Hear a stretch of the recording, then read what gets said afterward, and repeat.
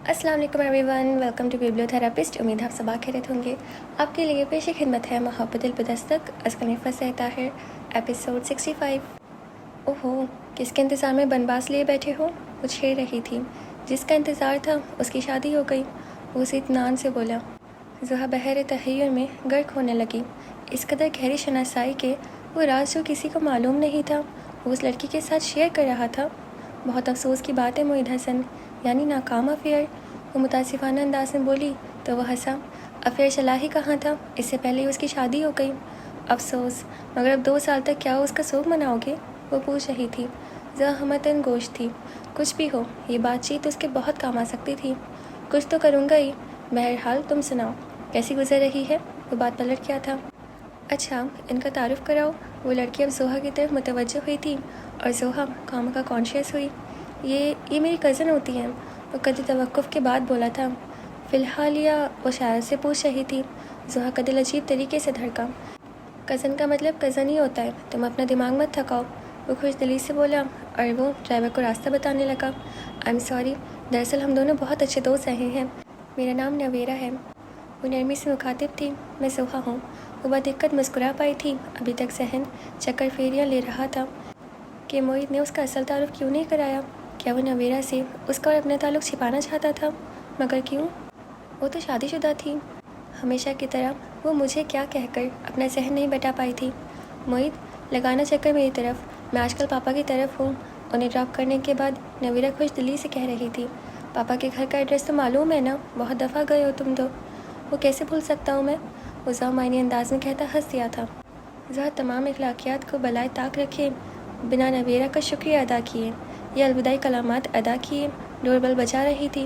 वो नवेरा को रुखसत करके पलटा। तुम्हारा बद इखलाक का मुझे शक तो था ही, अब तो पूरा यकीन हो गया है। उसने इतनी मुश्किल में हमारी मदद की और तुम्हारी ज़बान से शुक्रिया के 2 लफ्ज़ नहीं निकले। उसे झाड़ रहा था। एक तो सर्दी से हाल ख़राब हो रहा था, ऊपर से ये नागवार लेक्चर, और मूड तो पता नहीं क्यों बिगड़ रहा था। तुनक कर बोली, अब है ना सपासनामा पेश करने को, और कर भी दिया बहुत अच्छे से। मेरा कॉर्निश बचा लाना बहुत ज़रूरी नहीं था। मेरे दांतों पर दांत जमा कर रह गया। उसी वक्त वजदान ने गेट वाक कर दिया था। गाड़ी कहाँ छोड़ आए? भीग रहे हैं सारे। वो मुतफक्कर हुआ था। ज़ोहा उन दोनों को सवाल जवाब में उलझा छोड़कर अंदर भागी थी। उसे पता था कि ये सर्दी कोई अच्छा पैगाम नहीं ला रही थी, और वाकई सुबह तक वो बुखार और फ्लू की जद में आ चुकी थी। ये होता है रोमांटिक मुलाकातों का रिज़ल्ट। उसके लिए चिकन कॉर्न सूप बनाकर लाती नगीन ने छेड़ा था। आपका तो बस दिमाग चला हुआ है। तुम भी चलाओ अब दिमाग को, भी बनो कि रुखसती के दिन बहुत दूर नहीं है। वो गुनगुनाई थी। तकिए से टेक लगाकर बैठते हुए ज़ोहा ने उसे तंबी नज़रों से देखा था। तो क्या गलत कह रही हूँ? यकीन मानो ज़ोई, इतना चार्मिंग मौका गवा दिया है तुमने। शादी कर ली होती तो शौहर की मोहब्बत का मज़ा लूट रही होती। It's enough. उसकी रंगत अपो थी। नगीन ने उसके पहलू में चुटकी भरी। सुन के ही ये हाल है तो अगर मैं ये गर्मा गर्म सूप आपके दिमाग पर उंडेल दूंगी अब। ज़ोहा तो नाक तक भर गई थी। जल भलाई। हाँ, बंदर के जाने अदरक का मज़ा। वो अभी छेड़ने से बाज नहीं आ रही थी। मेरा उनका रोमांस का कोई ताल्लुक़ नहीं है।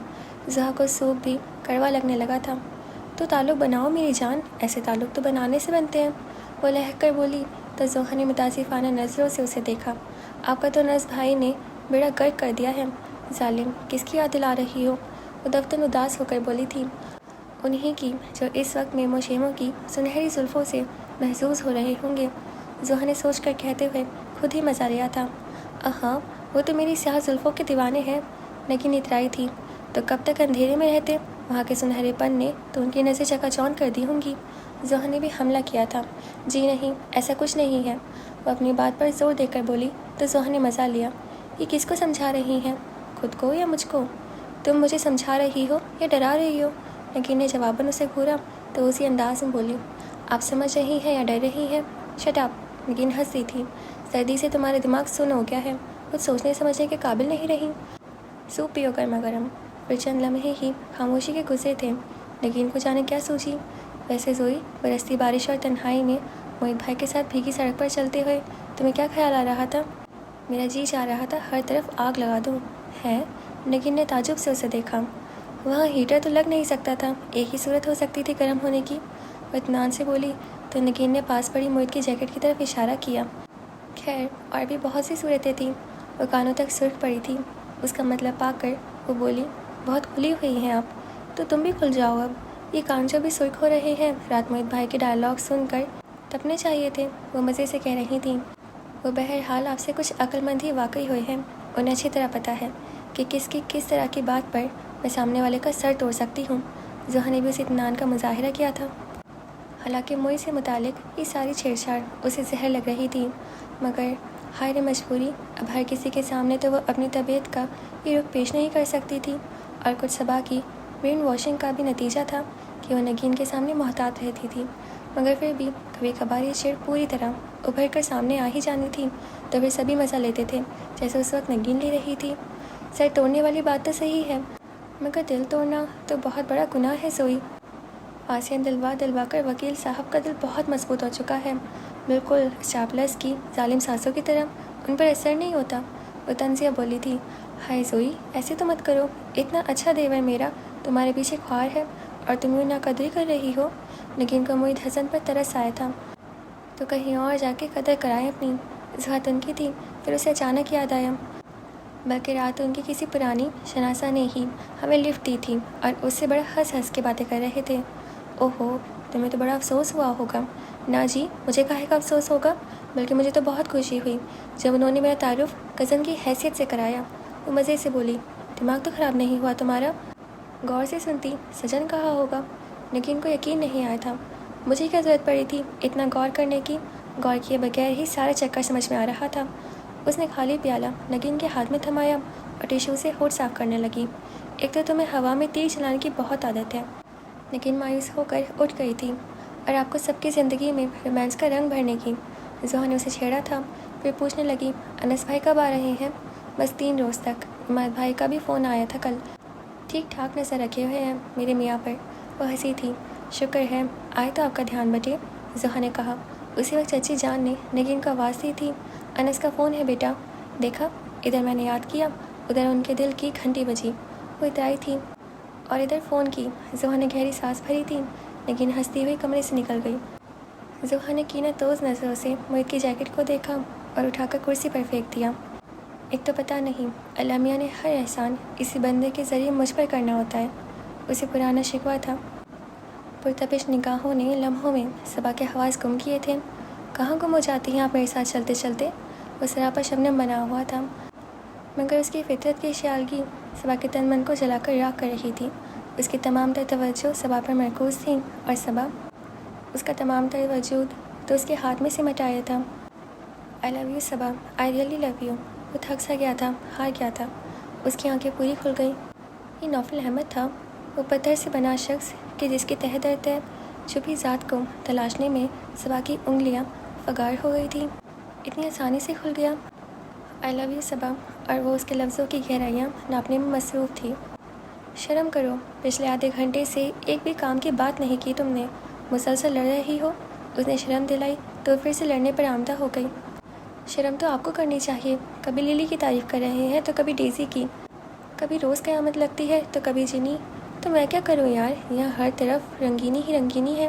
وہ کر رہا تھا، تو ضرورت کیا ہے آپ کو چھوٹے چھوٹے کپڑے پہننے والیوں کو دیکھنے کی؟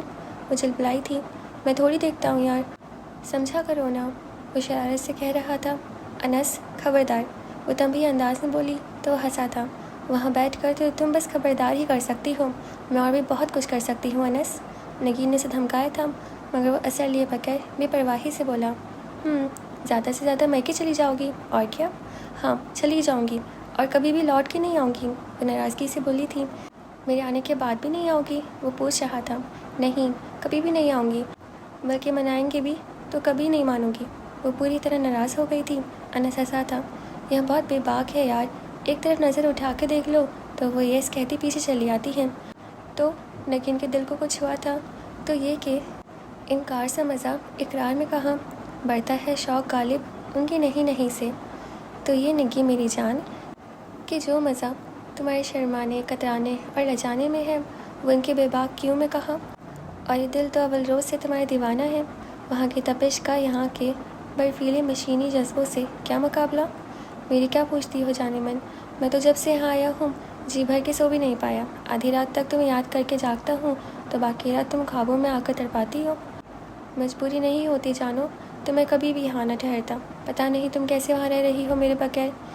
ایک ایک لفظ اس کے دیوانگی کا مظہر تھا، اس کے پیار کا گواہ تھا، اس کی محبت کا امین تھا، اس کی چاہت کا دیدار تھا۔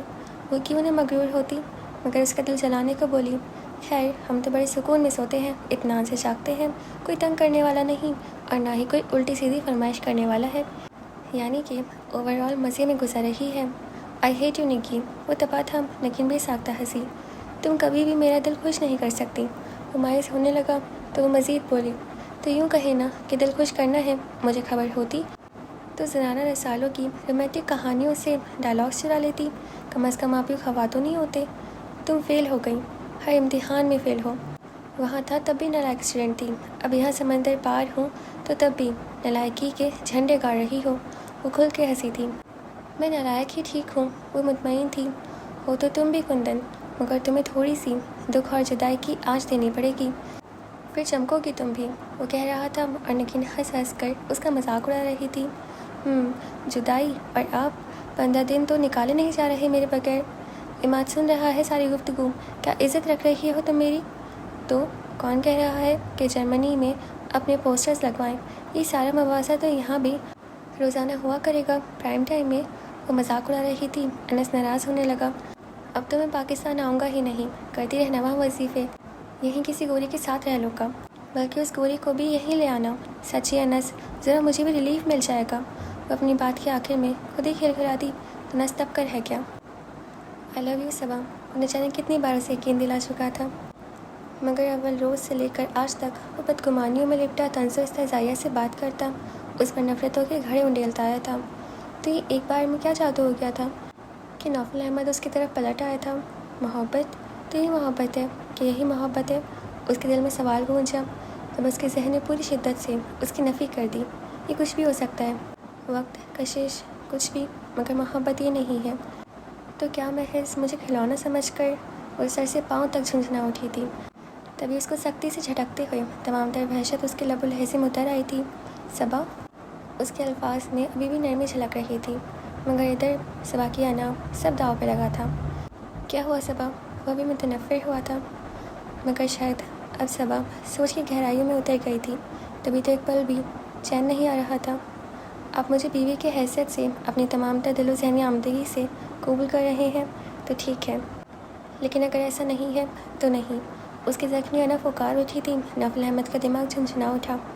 خان، اگر تم نے مزید اکڑ دکھانے کی کوشش کی تو میں تمہارا حشر خراب کر دوں گی۔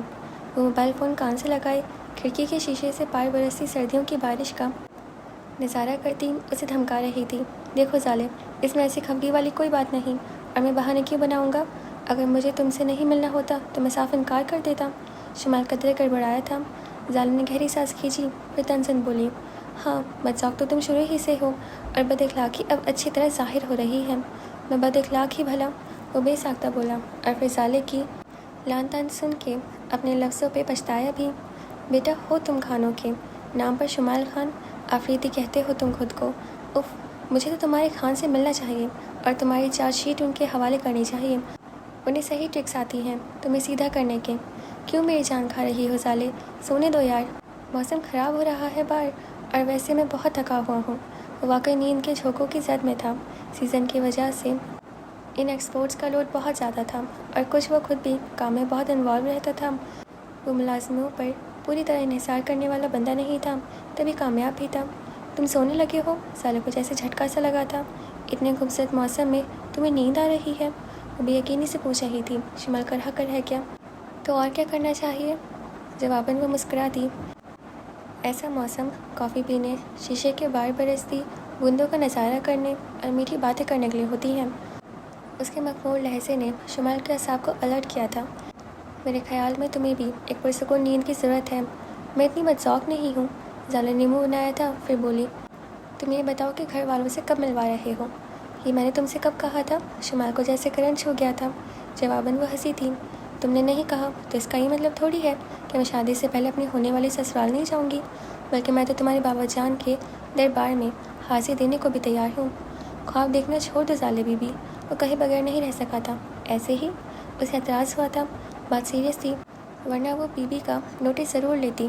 اب تو میں عادی ہو چکی ہوں ان خوابوں کی، تمہارے سنگ چلنا اور دور نکل جانا۔ تمہاری حویلی کی راہداریوں میں گھومنا اور تمہارے ساتھ ڈھیروں باتیں کرنا۔ وہ جیسے واقعی اس خواب کی گرفت میں آ گئی تھی۔ ہر خواب کی تعبیر اپنی من مرضی کی نہیں ہوتی صالح آفریدی۔ آپ اپنی مرضی سے شاید خواب دیکھنے پر قادر ہو سکتے ہیں، مگر ان کی تعبیر نہیں بدل سکتے۔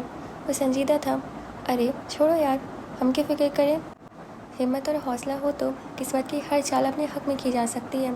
وہ اس کے لب و لہجے کی نقل کرتے ہوئے بولی تو نہ چاہتے ہوئے بھی شمائل مسکرا دیا۔ اب لگی ہو نہ پٹھانی۔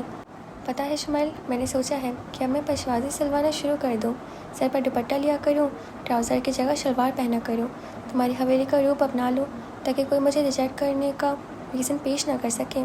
وہ کہہ رہی تھی اور یہ وہ موضوع تھا جو شمائل خان کے اعصاب کو تناؤ کا شکار کر دیتا تھا۔ وہ کسی صورت بھی اس کے پلوں سے آس کے جگنوں نہیں باندھنا چاہتا تھا کہ جن کی روشنی میں وہ اس کے پیچھے آتی، مگر جو خود ہی کارزار میں الجھنے کو تیار ہو، اس کا کیا؟ مر جاؤ گی صالح آفریدی، یہ راہ اتنی آسان نہیں ہے جتنی تم سمجھ رہی ہو۔ وہ بے اختیار ہی بولا تھا۔ زالے چوکی، یہ لب و لہجہ عام تو نہیں تھا؟ اتنی تپش تو شمائل خان آفریدی کے لب و لہجے میں کبھی نہیں اتری تھی۔ تم ساتھ ہو تو میں ہر حد سے گزرنے کو تیار ہوں، مگر میں یہ نہیں چاہتا، شمائل نے اٹل انداز میں کہا۔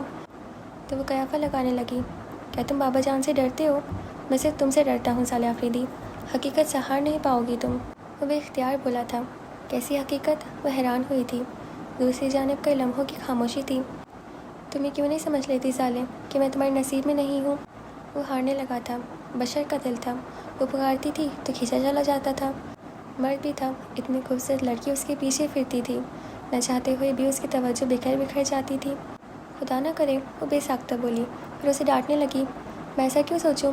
تمہارا تو دماغ خراب ہو گیا ہے شمائل خان، تمہیں تو میں تقدیر میں اوپر سے لکھوا کے لائی ہوں، تمہارے ٹھیک سے نظر ہی نہیں، ورنہ میں تمہیں دکھاتی اپنی پیشانی پہ تمہارا چمکتا نام۔ مت دو فریب خود کو بھی اور مجھے بھی۔ کیا بات ہے شمائل، کیا تم سنجیدہ ہو؟ خیریت تو ہے؟ متفکر ہوئی تھی۔ دیکھو ظالم، میں 1000 دفعہ نوفل سے بھی کہہ چکا ہوں کہ تمہیں سمجھائے، بلکہ تم خود ہی سمجھ لو کہ میں تمہارے لائق نہیں ہوں۔ وہ کہہ رہا تھا اور ظالم اس کے لفظوں کی گھمنڈ گھیریاں لے رہی تھی۔ تمہارے سامنے پوری زندگی پڑی ہے، بلکہ جو زندگی تم گزار رہی ہو وہ میری حویلی کے گھٹن زدہ ماحول سے بہت بہترین ہے۔ اپنے مقدر کو اپنے ہاتھوں پچھتاووں کے حوالے مت کرو۔ شریک سفر صرف تمہارا ہونا چاہیے ظالے، صرف تمہارا۔ اور تم کس کے ہو؟ ظالے بے یقینی کی زد میں تھی۔ دیکھو، جھوٹ مت بولنا شمائل خان، میں مر جاؤں گی۔ میں مزید جھوٹ نہیں بول سکتا کیونکہ میں تمہاری زندگی برباد ہوتے ہوئے نہیں دیکھ سکتا۔ شمائل نے صاف گوئی سے کہنا شروع کیا تو ظالے کے دل کی دھڑکن تھم تھم کے چلنے لگی۔ میری شادی ہو چکی ہے ظالے، 2 سال ہو چکے ہیں، مجبوراً نہیں صحیح، مگر میں کسی اور کا ہوں۔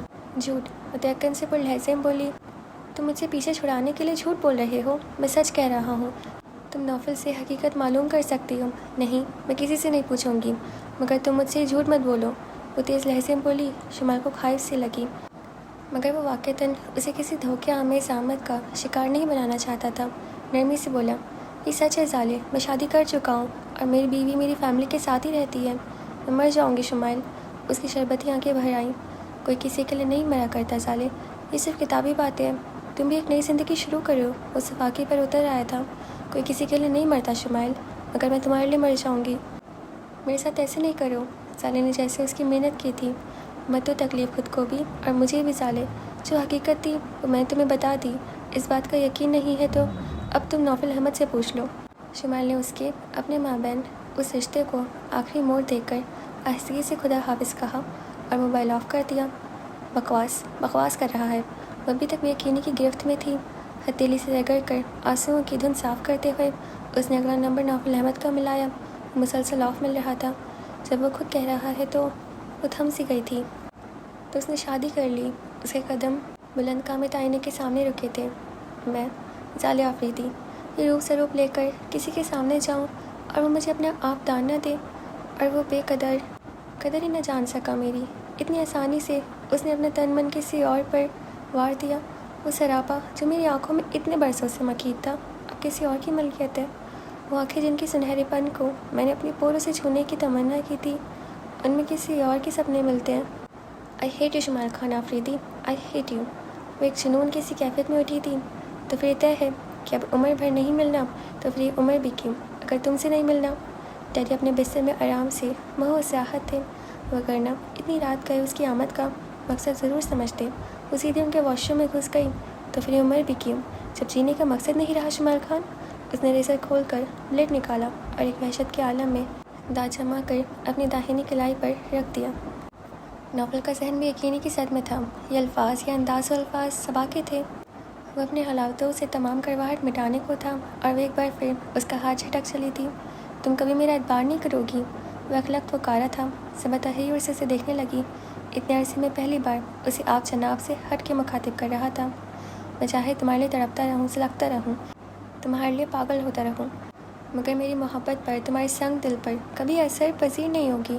तुम रहोगी कैद अपनी गुज़िश्ता मोहब्बत की गनबद में। हाँ, तुम्हें कभी भी मेरी मोहब्बत की ज़रूरत नहीं पड़ेगी, क्योंकि तुम्हारे दिल का पैमाना लबालब भरा हुआ है। पशमुर्दा तो मैं हूँ जो, और सुरखोती आंखें उस पर जमाए शदीद बरहमी के आलम में था। और ये क्या राज खुल रहा था। उसका सर चकराने लगा था। वो तो एक बहर तहैयुर में गर्क थी, मगर लम्हे रेत की मानिंद हाथों से फिसल चुके थे। उसे समझ नहीं आ रही थी कि इन इंकशाफात पर क्या रद्द-ए-अमल ज़ाहिर करे। वो पलट कर कमरे से जा चुका था, शायद सब कुछ ख़त्म करके। सब कुछ वही जब शुरू हुआ था और वो अपनी बेवकूफ़ी के हाथों सब गवा बैठी थी और अब बैठी हाथ मल रही थी। तौबा है अनस, वहाँ इतनी दूर बैठ के भी दिल चलाएंगे मेरा। यहाँ तो बहुत डायलॉग्स मारा करते थे। वो मायूसी से कह रही थी। अनस सुलगा, तब कौन सा कदर करती थी जो तुम यहाँ फ़ोन से सुन के दिल पशवरी करना चाह रही हो। वो दिल खोल के हंसी। किस कदर तपे हुए अनस, वैसे कर क्या रहे हैं इस वक्त। ऐसे ही दिमाग ख़राब हुआ है, तुम्हारे लिए शॉपिंग करने निकल खड़ा हूँ। अभी इमाद सामने सड़क पे खड़ा है और मैं फ़ोन बूथ पे खड़ा धूप सेक रहा हूँ।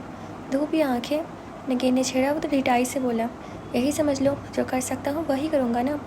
I will kill you Anas. वो गुर्राई थी, तभी लाइन ड्रॉप हो गई। उफ़, वो सख्त बदमज़ा हुई थी। तभी बूथ से निकलते हुए ज़ेरलम मुस्कुराहट के साथ अनस अपने मोबाइल से दोबारा नंबर मिलाने लगा। तसव्वुर जाना में डूबा, वो अपने ध्यान में गुम था। नगीन ने लपक कर रिसीवर उठाया। मुझे खबर थी मेरी जान इंतज़ार कर रही होगी। वो अंदर तक ठंडा हो गया। ऐसे ही मैं तो किसी और के फ़ोन के इंतज़ार में थी। वो मुकर गई। कभी तो एतराज़ कर लिया करो जान, वो मुल्तजाना अंदाज में बोला। तो वह हंसने लगी। अनस ने हाथ उठाकर सड़क के पार इमाद को इशारा किया। कान से मोबाइल लगाए वो बड़े गौर से नगीन को सुन रहा था। नशे में धुत ड्राइवर का ट्रॉलर उसे अपनी तरफ बढ़ता दिखाई नहीं दिया था। अनस, इमाद ज़ोर से चीखा था, मगर तब तक बहुत देर हो चुकी थी। नगीन ने एक धमाका और अनस की करहा सुनी थी और बस दहशत ने उसे अपने बेरहम हिसार में ले लिया था। और फिर वो आ गया था, 3 नहीं बल्कि 15 दिनों के बाद। लेकिन पहले की तरह हंसता मुस्कुराता नहीं, बल्कि ताबूत में बंद लाश की सूरत। और इन 15 दिनों में घर वालों का क्या हश्र हुआ था, ये बताने के लायक नहीं था। मीर हाउस में सफ़े मातम पिच गई थी। जिसने सुना उसकी आंखें अश्कबार थीं। इस कदर जवान मौत, जहाँ सब लड़के बौखलाए हुए थे, तो वहीं ताया जान भी ढह से गए थे। जवान बेटा जवानी में उन्हें बेसहारा कर गया था।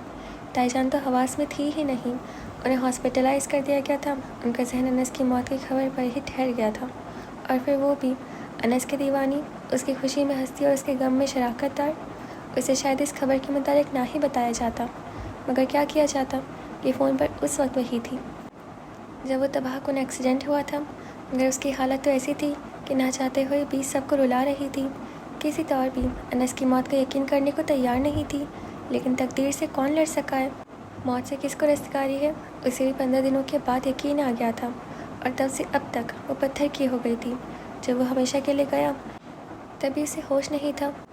नौफलों से गले लगा कर रो दिया, मगर उसकी पथराई आंखों में से एक भी आंसू नहीं निकला था। उसकी हालत पत्थर दिलों को भी पिघला रही थी। और जाने वाले कब रुका करते हैं, वो भी चला गया था दायमी जुदाई देकर। ओके जी, तो हमारा एपिसोड यहीं पे ख़त्म होता है। और आपको अब तक कैसा लग रहा है हमें ज़रूर बताइएगा। और अनस को ही मारना था क्या, कितना गलत किया। अनस की डेथ दिखा दी। वो भी ऐसे बिल्कुल अनएक्सपेक्टेड मोमेंट पे। मुझे अच्छा नहीं लगा, है ना। आपको भी नहीं लगा ना। सैड, मतलब मुझे काफ़ी बुरा लगा। अब बेचारी नगीन, उसका तो क्या ही हाल होगा। बस मुझे एक डर है कि मैं आगे पढ़ते पढ़ते रो ना दूँ। अगर मैं रो दूँ तो वो एडजस्ट कर लीजिएगा प्लीज़ थोड़ा सा, है ना। इतना तो कर सकते हैं आप लोग। खैर कोई नहीं, देखेंगे आगे क्या होगा। और आपको अब तक कैसा लग रहा है। और अच्छा हाँ, ज़ोहा जेलस हो रही थी। नहीं, आपको नहीं लगा क्या ऐसा। वैसे मुझे लगा ऐसा। और बस आज के लिए इतना ही। हम जल्दी से आगे पढ़ेंगे आगे क्या होगा और सब कुछ कैसे सही होगा। और اور زالے کی سوسائڈ کر رہی ہے، مطلب یہاں پہ وہ اس کی ڈیتھ ہو گئی، زالے وہاں سوسائڈ کر رہی ہے. کافی انٹرسٹنگ اور سسپینس موڈ آ گیا ہے. تو پلیز آپ ہمارے چینل کو سبسکرائب کر دیجیے اور ہمارے انسٹا اکاؤنٹ کو فالو کر لیجیے، اور ہمیں ایسے ہی سنتے رہیے گا اور اپنا خیال رکھیے گا. اب ہم آپ سے کل ملیں گے. خدا حافظ.